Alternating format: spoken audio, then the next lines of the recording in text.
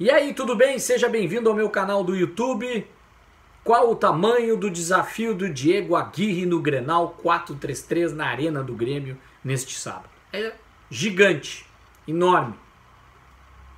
O Inter vem de um resultado desastroso contra o São Paulo, onde Diego Aguirre, na minha opinião, se resguardou quando ele disse numa coletiva esses tempos: está chegando a hora de jogos decisivos. O que eu interpretei disso?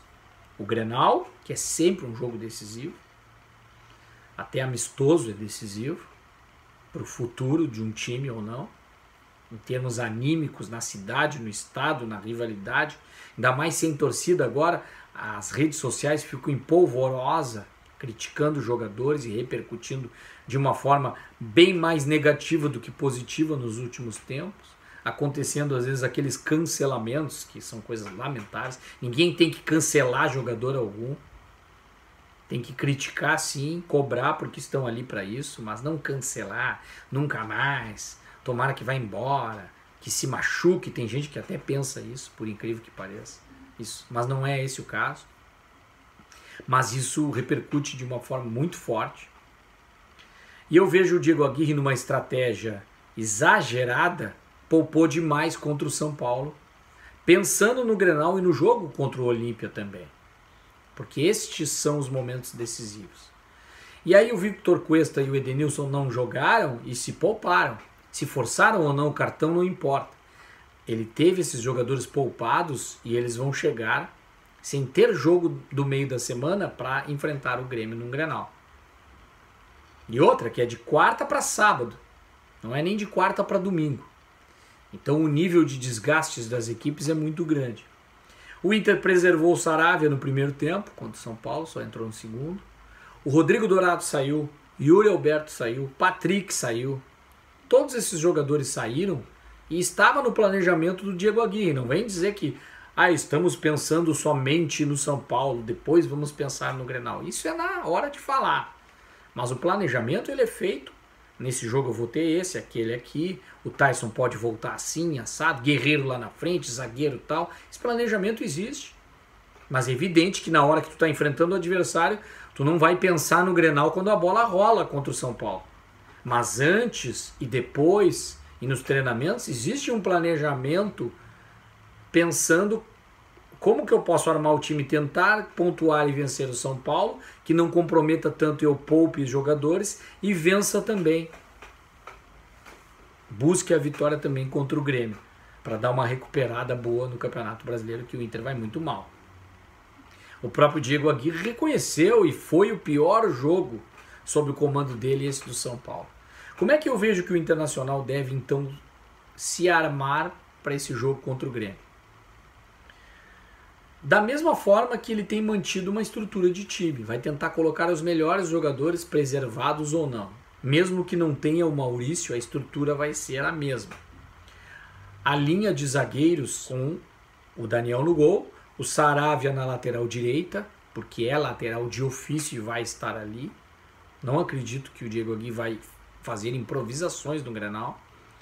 Aí no lado direito da zaga, o Lucas Ribeiro pela bola aérea pode ser o jogador que mais vai colocar, na verdade, menos perigo à defesa. Porque o Pedro Henrique vejo muito inseguro. Mas isso é uma coisa muito do Diego Aguirre, ele pode decidir pelo Pedro Henrique. Eu enxergo o Lucas Ribeiro, Vitor Cuesta voltando e o Paulo Vitor com toda a sua deficiência até agora defensiva, mas indo muito à frente. Fica essa linha de 4, Rodrigo Dourado à frente. Aí tem o Edenilson, o Maurício, Patrick, Caio Vidal e Yuri Alberto. Fica uma linha de 4 que tu pode deixar só o Yuri Alberto na frente, né? Com o Caio Vidal, Edenilson, Maurício, Patrick. E aí lá na frente só o Yuri Alberto. À medida que ele ataca, ele muda o sistema.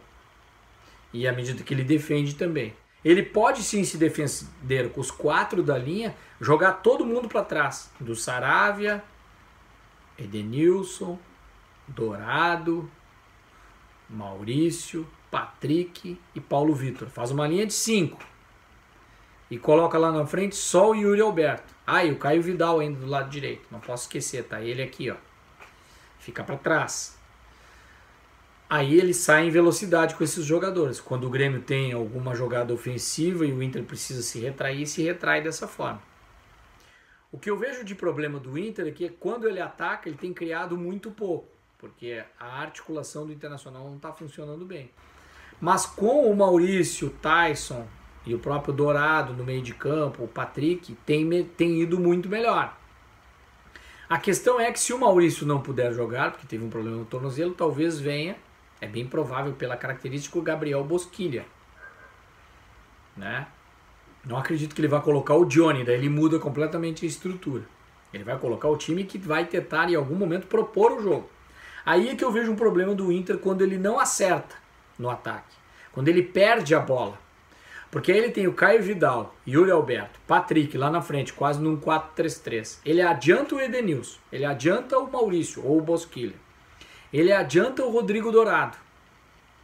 Os laterais, os dois sobem. Só sobram os dois zagueiros.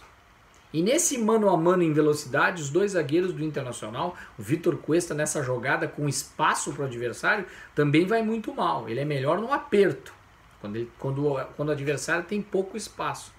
Um Ferreirinha vindo em velocidade, um Douglas Costa vindo com a bola nos pés, se ele pega, e até o Diego Souza, mesmo sem arrancada, num giro ele consegue tirar e tocar para alguém, como já fez, com alguém vindo de trás, o Inter abre um buraco no seu sistema defensivo. A não ser que o Diego Aguirre peça para o Dourado, não vai tanto como tem ido. Inclusive ele tem ido e até feito gols assim.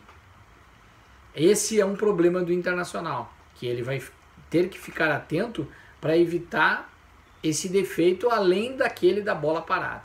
Então é um jogo muito difícil e é um grande desafio para o Diego Aguirre justamente por isso. Porque ele não tem jogado bem, tá certo que vai ter os melhores jogadores à disposição nesse jogo, ele não vai poupar ninguém, mas esse sistema defensivo do Inter é muito vulnerável ainda. E o ataque quase não está funcionando. Colocar Thiago Galhardo mais à frente, não vejo como possibilidade na largada. No lugar do próprio Maurício, poder pode, mas eu não acredito que funcione. Bate cabeça com o Yuri Alberto, e aí mesmo que fica um buraco no meio, porque o Galhardo, mesmo quando está defensivamente, ele costuma puxar a bola e ir para o ataque. E mais o Caio Vidal, aí fica quase uma posição de ter 4-3-3, 3 atacantes, o Grêmio com uma bola no meio de campo e o Inter perde uma bola ali para o Grêmio. Até o Galhardo voltar não tem tanta velocidade, e é um a menos no meio de campo. E o Patrick não tem velocidade para essa recuperação toda, nem o Saravia. Não tem velocidade. Paulo Vitor tem velocidade, mas não tem qualidade na marcação. E é frágil fisicamente. Muito novo ainda no time do Inter, apesar de ser jovem. Aí tem um outro aspecto que o Inter também leva vantagem. Fisicamente, não é tão forte fisicamente. O Grêmio parece ser um time mais robusto. Mas pela juventude, numa média aí de 24, 25 anos, ele tem mais combustível para ir até o final do jogo com intensidade. Pelo menos para tentar também, mesmo que não se atire para o ataque, propor o jogo em algum momento, garantir um gol e aí depois sim se fechar e aí até mesmo colocar o Johnny, Lindoso e se retrancar mesmo, e o Grêmio provavelmente vai colocar mais atacantes e aí vai ficar até bonito o Grenal nesse aspecto, né? Tanto se um sai na frente ou o outro é que vai mexer com o jogo, mas a tendência é que o Inter, com a pobreza de criatividade que tem tido nos últimos jogos, vai ser por uma bola ou por duas também. Um jogo muito truncado, né? Um jogo do medo, do pânico de perder para o adversário. Apesar que o Inter, com um empate, tendo numa combinação uma largada boa contra o Olímpia, nesse mata-mata da Libertadores, ele leva uma vida mais tranquila porque ele beira a zona do rebaixamento, mas ainda não está na zona do rebaixamento. Né? Nas últimas rodadas ele se encaminhou para chegar lá, tá descendo na tabela, mas o empate deixa o Inter ainda numa situação que ele pode depois tentar se recuperar melhor se ele for bem na Libertadores, que dá outro ânimo, ou seja, a combinação não perder para o Grêmio, que é um resultado horroroso, mas combinada com a Libertadores pode ser uma boa para o Internacional. Agora, tudo depende de como vai jogar, o desempenho que vai ter e o abalo que vai ser o resultado do Grenal 4-3-3 para o Inter. Te inscreve no canal, marca o sininho, manda para os amigos e comenta aí, por favor. Tá certo? Um abraço e até a próxima.